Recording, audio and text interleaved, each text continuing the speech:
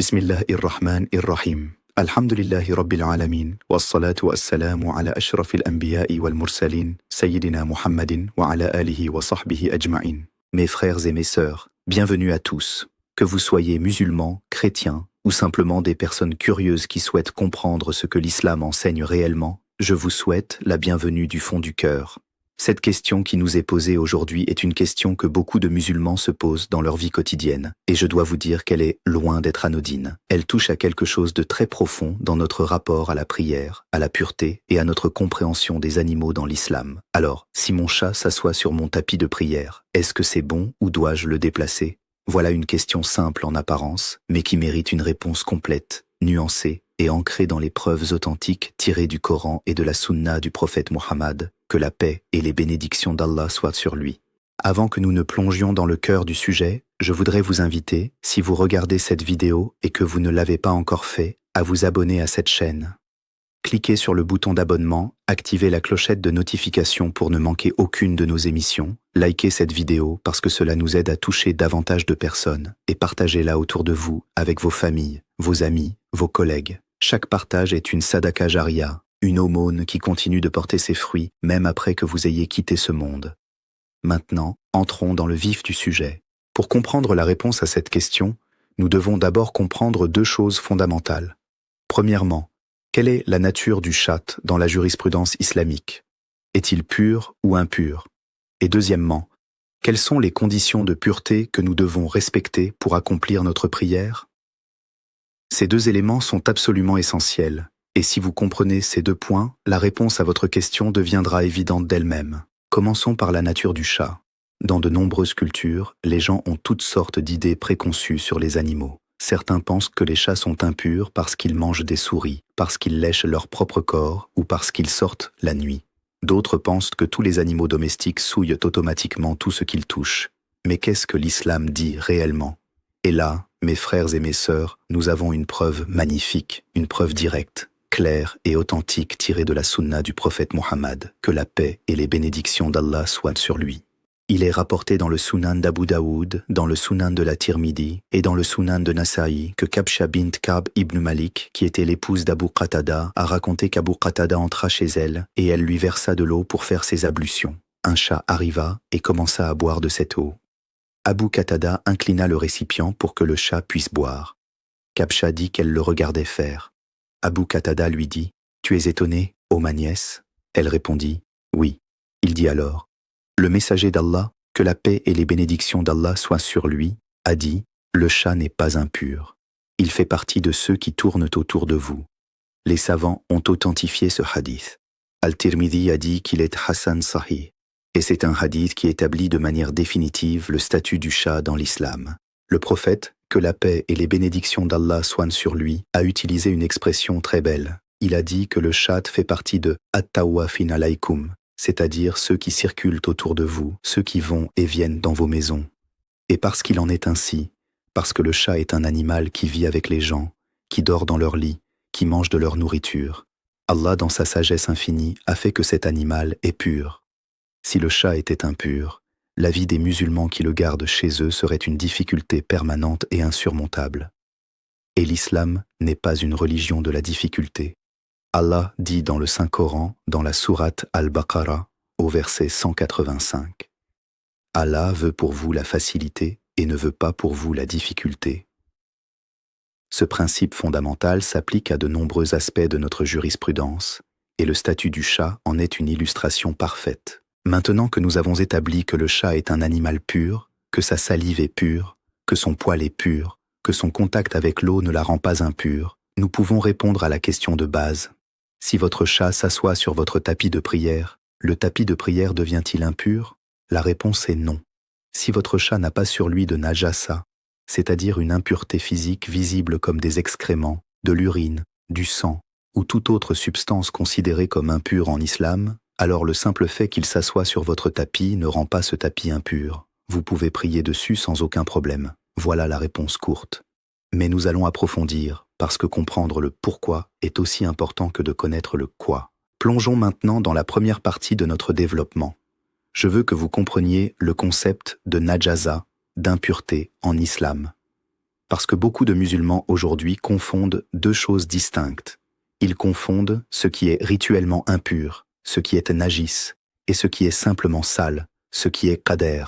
Ce sont deux catégories différentes. Quelque chose peut être sale sans être rituellement impur en termes islamiques, et quelque chose peut parfois être rituellement impur sans nécessairement paraître sale à l'œil nu. La najasa, l'impureté rituelle, est quelque chose de défini de manière précise par la jurisprudence islamique sur la base du Coran et de la Sunna. Parmi les choses considérées comme najasa, nous avons l'urine humaine, les excréments humains, le sang en grande quantité, la charogne, la viande de porc et tout ce qui en est issu, le vin et les boissons enivrantes selon la majorité des savants, et quelques autres substances. Ce sont des choses précisément identifiées, et ce que nous remarquons, c'est que le corps du chat en lui-même, son poil, sa salive, ne font pas partie de cette liste. Ibn Hajar al-Asqalani, l'un des plus grands savants du hadith que l'islam ait connu, dans son monumental commentaire du Sahih Bukhari, intitulé Fath al-Bari, explique que le chat a reçu cette dispense de pureté précisément parce qu'il est difficile de l'éviter. Et cela s'inscrit dans un principe général de la jurisprudence islamique que les savants appellent Rafa al-Haraj, le principe de la suppression de la difficulté. Allah, exalté soit-il, a voulu faciliter la vie des croyants. Il n'a pas voulu les mettre dans une situation où ils devraient constamment laver et purifier tout ce qu'un chat touche, parce que le chat, par sa nature, entre partout, touche tout, et l'éviter dans une maison où il vit est pratiquement impossible. Maintenant, certains pourraient déjà me poser la question suivante. Et les chiens, est-ce que c'est la même chose? Non, mes frères et mes sœurs, le chien est une autre affaire. La jurisprudence islamique, sur la base de hadiths authentiques, établit que la salive du chien est impure et que si un chien lèche un récipient, il faut le laver 7 fois, dont une fois avec de la terre. C'est ce que le prophète Muhammad, que la paix et les bénédictions d'Allah soient sur lui, a enseigné dans un hadith rapporté dans le Sahih Muslim. Mais le chat, lui, est différent. Et c'est important de faire cette distinction parce que certaines personnes appliquent par erreur les mêmes règles au chat qu'au chien, ce qui n'est pas correct selon la jurisprudence islamique. Je veux aussi vous parler de quelque chose d'important. Dans l'islam, la règle de base, le principe fondamental en ce qui concerne la pureté des choses, c'est que tout est pur à moins qu'une preuve claire n'établisse son impureté. Les savants appellent ce principe al-asl fi al-ashya al-ibaha wal-tahara, c'est-à-dire que la règle de base pour les choses est leur licéité et leur pureté. Ce n'est pas à vous de prouver que quelque chose est pur. C'est à la preuve textuelle d'établir qu'une chose est impure. En l'absence d'une telle preuve, la chose reste pure. Et puisque nous avons un hadith authentique qui établit explicitement que le chat est pur, il n'y a absolument aucun doute là-dessus. Revenons à votre tapis de prière. Votre chat s'assoit dessus. Est-ce un problème? Non, pas en soi. Votre chat marche dessus. Est-ce un problème? Non. Votre chat dort dessus. Est-ce un problème? Non, toujours pas. La seule situation dans laquelle cela deviendrait un problème, c'est si votre chat apporte sur le tapis une impureté physique visible. Par exemple, si votre chat a de l'urine sur ses pattes et marche sur le tapis, alors il y a une impureté sur le tapis. Si votre chat a fait ses besoins quelque part et qu'il y a des traces sur son corps et qu'ensuite il marche sur le tapis, alors oui, il faut vérifier et nettoyer si nécessaire. Mais ce n'est pas le chat lui-même qui est la source du problème dans ce cas. C'est la najasa qui l'a transporté avec lui. La règle s'applique à la substance impure, pas à l'animal. Et c'est là que nous arrivons à quelque chose de très pratique. Si vous voyez que votre chat a une impureté physique visible sur lui, il serait raisonnable, avant qu'il ne monte sur votre tapis de prière, de l'écarter le temps de la prière ou de vous assurer que le tapis est propre. Ce n'est pas parce que le chat est mauvais ou impur, mais par mesure de précaution pratique. Et cette précaution, c'est du simple bon sens. L'islam est une religion du bon sens, une religion qui s'adapte à la réalité de la vie humaine. Entrons maintenant dans la deuxième partie de notre développement, où je veux approfondir quelques points supplémentaires qui sont essentiels pour une compréhension complète de ce sujet. Je veux vous parler de la signification spirituelle du tapis de prière. Beaucoup de musulmans attribuent au tapis de prière une sorte de sainteté particulière, et je comprends ce sentiment. Le tapis de prière est l'endroit où vous vous prosternez devant Allah, où vous posez votre front sur le sol en signe de soumission totale à votre Créateur. C'est un espace qui, pour beaucoup d'entre nous, est chargé d'émotions, de spiritualité, de souvenirs de prière, de larmes versées devant Allah. Et ce sentiment est compréhensible et même louable dans une certaine mesure. Mais il est important de ne pas tomber dans un excès qui n'est pas fondé dans la jurisprudence islamique. Le tapis de prière en lui-même n'est pas un objet sacré au sens où il aurait une sainteté inhérente et immuable. Ce n'est pas une relique, ce n'est pas un objet de vénération, c'est simplement un outil pratique que les musulmans utilisent pour délimiter leur espace de prière et pour s'assurer qu'ils prient sur une surface propre. La sainteté de la prière vient d'Allah et de l'acte de prière lui-même, pas du tapis sur lequel on prie. Le prophète Muhammad, que la paix et les bénédictions d'Allah soient sur lui, priait sur différentes surfaces. Il priait sur le sol nu, il priait sur des nattes en paille, il priait sur son manteau, il priait parfois directement sur la terre de la mosquée. La preuve de cela est abondante dans les hadiths. Ce qui importe, c'est que la surface sur laquelle on prie soit pure, c'est-à-dire exempte de najasa. Rien de plus et rien de moins. Dans un hadith rapporté par Bukhari et Muslim, le prophète, que la paix et les bénédictions d'Allah soient sur lui, a dit « La terre entière a été rendue pour moi un lieu de prière et un moyen de purification. » Subhanallah, quelle beauté dans cet enseignement.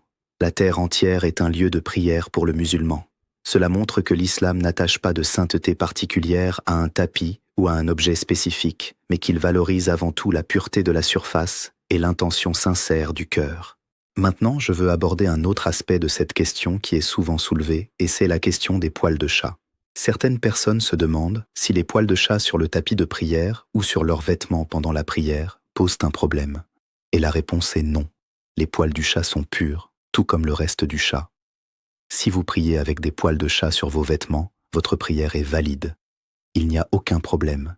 Il se peut que vous trouviez cela esthétiquement déplaisant. Il se peut que vous préfériez vous en débarrasser avant la prière par souci de propreté personnelle, et c'est tout à fait bien. Mais sur le plan de la jurisprudence islamique, la présence de poils de chat sur vos vêtements ou sur votre tapis n'affecte en rien la validité de votre prière. Je veux aussi évoquer ce que les grands savants ont dit à ce sujet, parce qu'il est important pour nous de ne pas simplement nous appuyer sur notre propre compréhension, mais de nous appuyer sur l'héritage de la connaissance islamique que ces grands esprits nous ont laissé. L'imam Nawawi, que la miséricorde d'Allah soit sur lui, l'un des plus grands juristes de l'histoire de l'islam, a clairement établi dans son Al-Majmour, son encyclopédie de jurisprudence, que le chat est pur et que sa salive n'est pas impure. Il s'est appuyé sur le hadith que nous avons mentionné, ainsi que sur d'autres preuves. Ibn Qudama, dans Al-Mughni, qui est une référence de la jurisprudence hanbalite, est arrivé à la même conclusion. L'imam Malik, dans son Muwatta, a également rapporté des preuves en ce sens. Et l'imam Abu Hanifa, fondateur de l'école hanafite, bien que son école ait parfois des positions légèrement différentes sur certains détails, est fondamentalement d'accord sur la pureté du chat. Ce consensus ou cette très large convergence d'opinion entre les grandes écoles de jurisprudence islamique est en soi une preuve supplémentaire que la pureté du chat est une question bien établie et non sujette à débat sérieux parmi les savants. Maintenant, je veux vous parler d'une chose que les gens font parfois et qui n'est pas nécessaire. Certaines personnes, par excès de précaution ou par manque d'information, lavent leur tapis de prière chaque fois que leur chat l'a touché.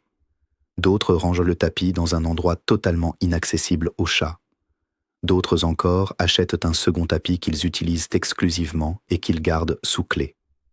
Tout cela est inutile d'un point de vue islamique. Ce n'est pas nécessaire, et il y a un danger dans l'excès de scrupules. Un danger que les savants islamiques ont bien identifié et contre lequel ils nous ont mis en garde. Ce danger s'appelle en arabe al-waswas, les obsessions, les doutes compulsifs. C'est une maladie spirituelle qui consiste à se préoccuper excessivement de questions de pureté au point de rendre sa propre pratique religieuse difficile et épuisante.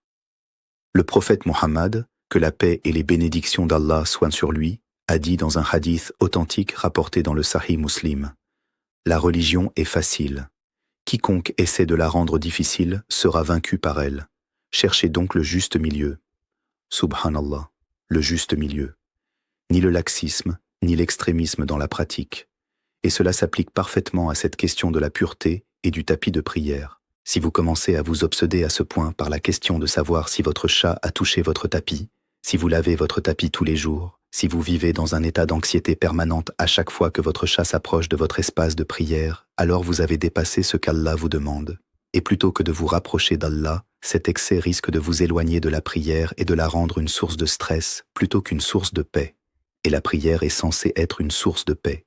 Allah dit dans le Saint-Coran, dans la sourate Al-Ra'd, au verset 28, « C'est par le rappel d'Allah que les cœurs trouvent la quiétude.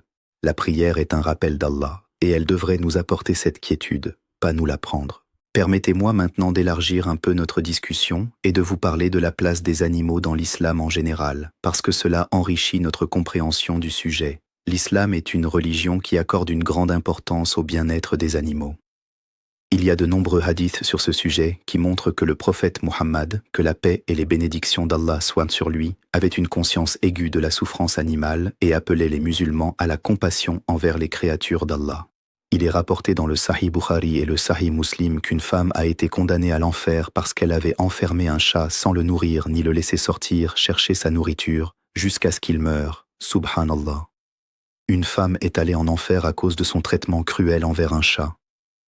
Cela vous dit à quel point l'islam prend au sérieux le bien-être des animaux. Et à l'inverse, il est rapporté dans le Sahih Bukhari qu'une prostituée a été pardonnée de tous ses péchés parce qu'elle avait donné de l'eau à un chien mourant de soif en utilisant sa chaussure. Allah a agréé son geste et lui a accordé son pardon. Ces deux histoires nous montrent que les animaux ont une place importante dans la vision islamique du monde. Ils ne sont pas simplement des objets ou des nuisances, ils sont des créatures d'Allah qui méritent d'être traités avec respect et bienveillance. Et le fait que le chat soit un animal pur en islam n'est pas un hasard. C'est une façon pour Allah de nous faciliter la cohabitation avec cet animal, de nous permettre de le garder chez nous, de bénéficier de sa compagnie, sans que cela ne complique notre pratique religieuse. Il y a également un aspect très intéressant sur le plan historique. Il est bien connu que la mère des croyants Aïcha, que Allah soit satisfait d'elle, gardait des chats. Il est rapporté dans certaines traditions que le prophète, que la paix et les bénédictions d'Allah soient sur lui, avait lui-même de l'affection pour les chats. Et il y a la très belle histoire du chat Muezza, rapportée dans certaines traditions, bien que son authenticité soit discutée par les savants, mais qui illustre en tout cas l'idée que l'islam a toujours eu une relation douce et bienveillante avec les chats. Qu'il s'agisse ou non d'une histoire historiquement vérifiée dans tous ses détails, le principe qu'elle illustre, celui de la compassion envers les animaux, est lui parfaitement authentifié dans la sunna. Je veux maintenant vous parler d'un aspect pratique supplémentaire.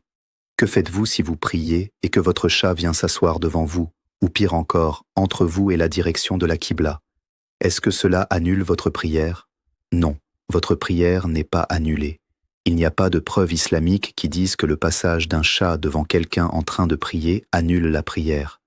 Maintenant, il y a des hadiths authentiques qui mentionnent que le passage d'une femme adulte, d'un âne, ou d'un chien noir devant le lieu de prière coupe la prière. Ces hadiths se trouvent dans le Sahih Muslim. Mais les savants ont discuté longuement de leur interprétation et de leur portée exacte. Ce qui est clair, c'est que le chat n'est pas mentionné dans ces hadiths.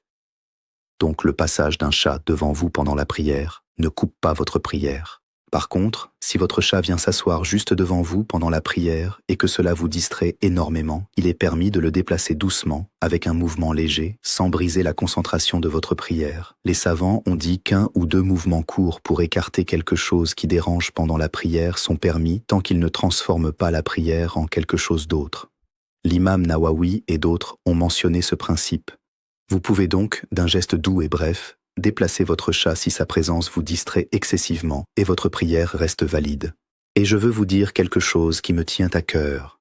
L'une des grandes beautés de l'islam, c'est sa capacité à s'adapter à la réalité de la vie humaine sans perdre ses principes. L'islam ne vous dit pas « choisissez entre votre foi et votre chat ».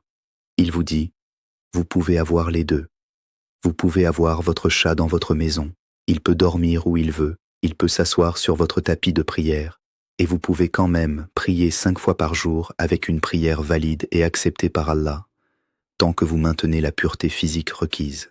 C'est une religion de la sagesse et de l'équilibre. Arrivons maintenant à notre conclusion, et je veux résumer pour vous les principaux enseignements que nous avons tirés de cette discussion. Premièrement, le chat est un animal pur en islam. Sa salive est pure, son corps est pur, ses poils sont purs. Cette pureté est établie par un hadith authentique du prophète Muhammad, que la paix et les bénédictions d'Allah soient sur lui, dans lequel il a dit que le chat n'est pas impur et qu'il fait partie de ceux qui circulent dans nos maisons. Deuxièmement, le fait qu'un chat s'assoie sur votre tapis de prière ne rend pas ce tapis impur. Vous pouvez prier dessus sans aucun problème. Il n'est pas nécessaire de le laver, de le déplacer ou de l'écarter du chat de manière obsessionnelle.